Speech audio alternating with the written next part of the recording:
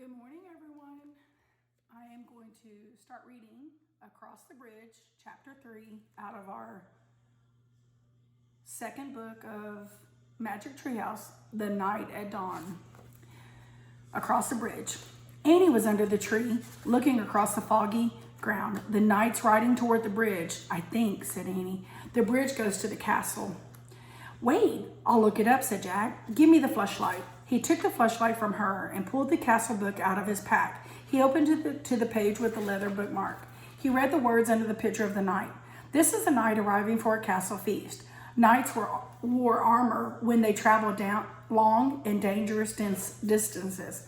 The armor was very heavy. A helmet alone could weigh up to 40 pounds. 40 pounds is about what some of you weigh. So think about that being on top of your head. Wow, Jack had weighed 40 pounds when he was 5 years old. So it'd be like riding a horse with a 5-year-old on your head. Jack pulled out his notebook. He wanted to take notes as he'd done on their dinosaur trip. He wrote, heavy head. What else? He turned the pages of the castle book. He found a picture that showed the whole castle and buildings around it. The knight's crossing the bridge, said Annie. He's going through the gate. He's gone. Jack studied the bridge in the picture. He read, a drawbridge crossed the moat. The moat was filled with water to help protect the castle from enemies. Some people believe crocodiles were kept in the moat. Jack wrote in the notebook, crocodiles in moat? Look, said Annie, peering through the mist. A windmill right over there. Yeah, there's a windmill in here too, said Jack, pointing at the picture. Look at the real one, Jack, said Annie, not the one in the book. A piercing shriek split the air. Yikes, said Annie. It sounded like it came from that little house over there. She pointed through the fog. There's a little house here, said Jack. Studying the picture, he turned the page and read. The hawk house was in the inner ward of the castle. Hawks were trained to hunt other birds and small animals. Jack wrote in the notebook, hawks in hawk house. This is Jack looking at the book, but there's also the drawbridge, the knight, and then the moat right there. The moat is the water that surrounded the castle. He must be in the inner ward, said Jack. Listen, whispered Annie. You hear that? Drums, horns. They're coming from the castle. Let's go see. Wait, said Jack. He turned more pages of the book. I wanted to see what was really going on, Jack. Not what's in the book, said Annie. But look at this, said Jack. He pointed to the picture of a big party. Men were standing by the door, playing drums and horns. He read, fanfares were played to announce different dishes in the feast. Feasts were held in the great hall. You can look at the book. I'm going to the real feast, said Annie. Wait, said Jack, studying the picture. It showed boys his age carrying trays of food. Whole pigs, pies, peacocks with all their feathers. Peacocks? Jack wrote, they eat peacocks? ? He held up the book to show Annie. Look, I think they eat... Where was she? Gone. Again. Jack looked through the fog. He heard the real drums and the real horns. He saw the real hawk house, the real windmill, and the real moat. He saw Annie dashing across the real drawbridge. Then she vanished through the gate leading to the castle. Chapter 4, Into the Castle. I'm going to kill her, muttered Jack. He threw his stuff in his pack and moved toward the drawbridge. He hoped no one would see him. It was getting darker. It must be night. When he got to the bridge, he started across. The wooden planks creaked under his feet. He peered over the edge of the bridge. Were there any crocodiles in the moat? He couldn't tell. Halt, shouted someone. A guard on top of the castle was looking down. Jack dashed across the bridge. He ran through the castle gate and into the courtyard. From inside the castle came the sounds of music, shouting, and laughter. Jack hurried to a dark corner and crouched down. He shivered as he looked around. He looked around for Annie.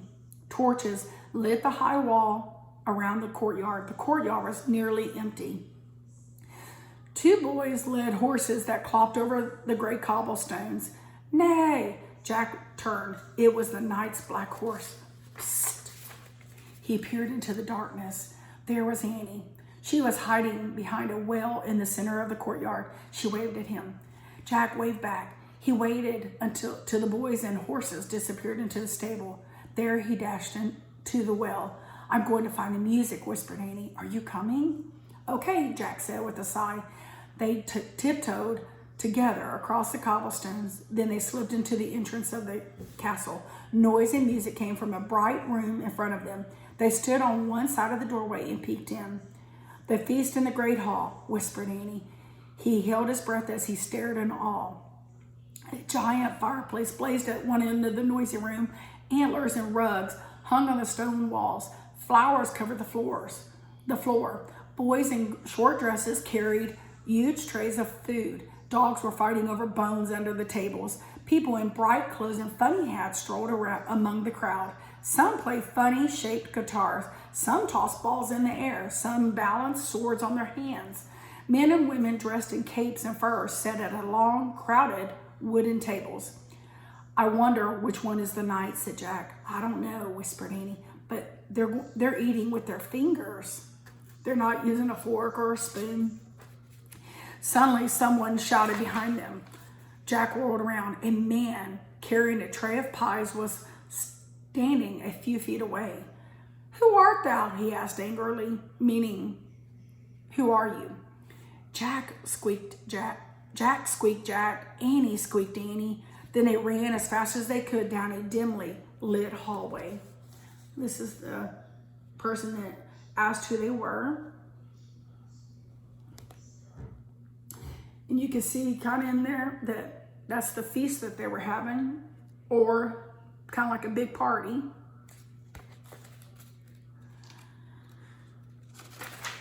Chapter 5. Come on, cried Jack. Oh, trapped. Chapter 5, trapped.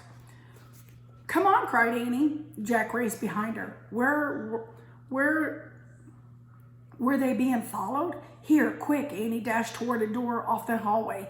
She pushed the door open. The two of them stumbled into a dark, cold room. The door creaked shut behind them. Give me the flashlight, said Annie. Jack handed it to her, and she switched it off. So she switched it on. Yikes, a row of knights right in front of them.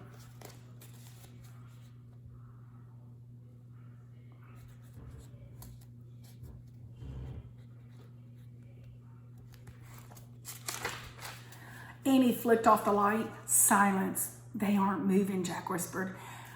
Annie turned the light back on. They're just suits, Jack said. Without heads, said Annie. Let me have the flashlight a second, said Jack, so I can look in the book. Annie handed him the flashlight. He pulled out the castle book. He flipped through the pages until he found what he was looking for. Jack put the book away. It's called the armory, he said. It's where armor and weapons are stored.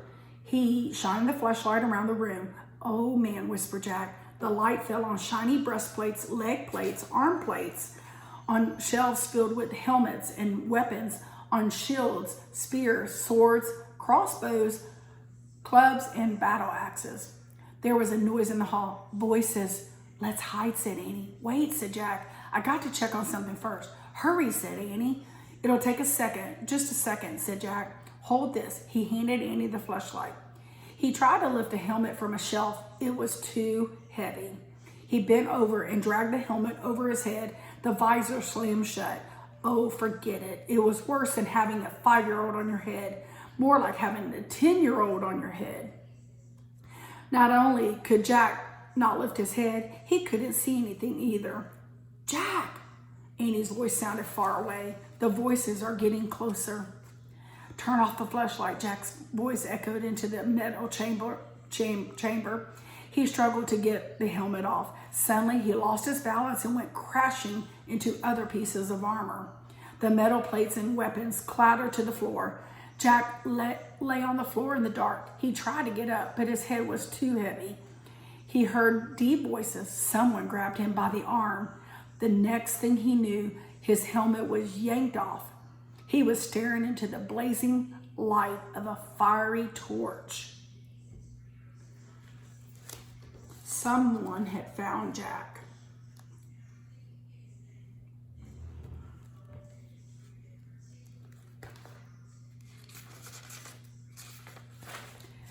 chapter 6 will be. Ta-da!